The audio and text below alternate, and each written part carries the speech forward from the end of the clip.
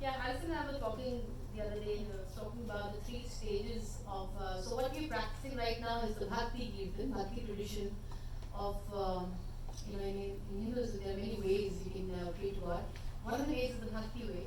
The Bhakti tradition is one in which the deity that you're worshipping is like your beloved, not like, but it is your beloved.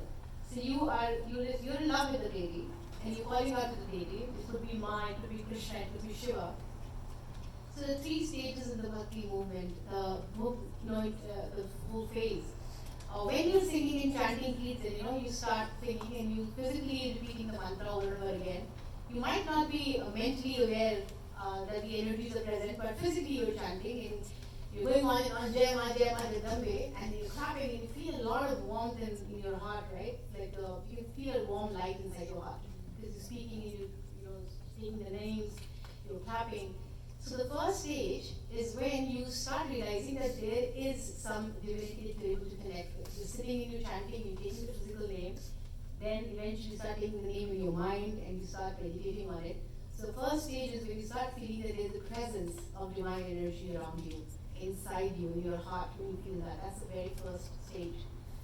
The second is when you go further and then you start feeling goosebumps.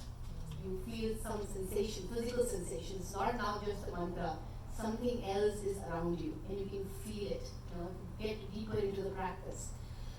You don't have to do it with people always. Even if you're doing it at home, you will again go through these stages. The first stage is the physical chanting, and then eventually you start feeling that there is some divine connection, feeling the energy, and then you go to the second stage. You start feeling those ones. So you're like, what's going on? I'm feeling some kind of deeper connection here.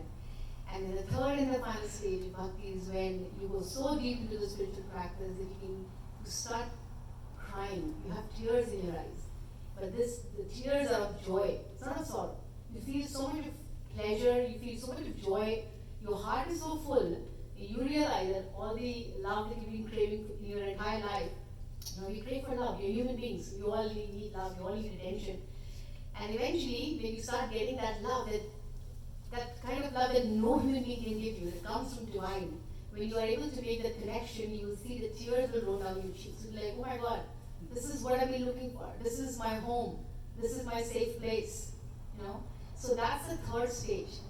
I'm pretty sure there's another stage after that. But in my experience, I have been through these three stages. When you start just chanting physically, you don't know what you're doing. And then eventually you start feeling, okay, now I'm feeling some sensation. And the third thing is, oh my God, I'm really have tears in my eyes and I'm happy. These are happy tears. So these are the three stages of Bhakti that you could feel. Anybody can feel it. You just have to make the connection. And the most important thing we talk is in Hinduism is faith and surrender. And both depend on each other. You cannot have faith unless you surrender. And you cannot surrender unless you have faith. So if you have faith and surrender, you will, go ahead with this spiritual journey, whatever journey it is. You need to have these two things. So, thank you so much. Thank you.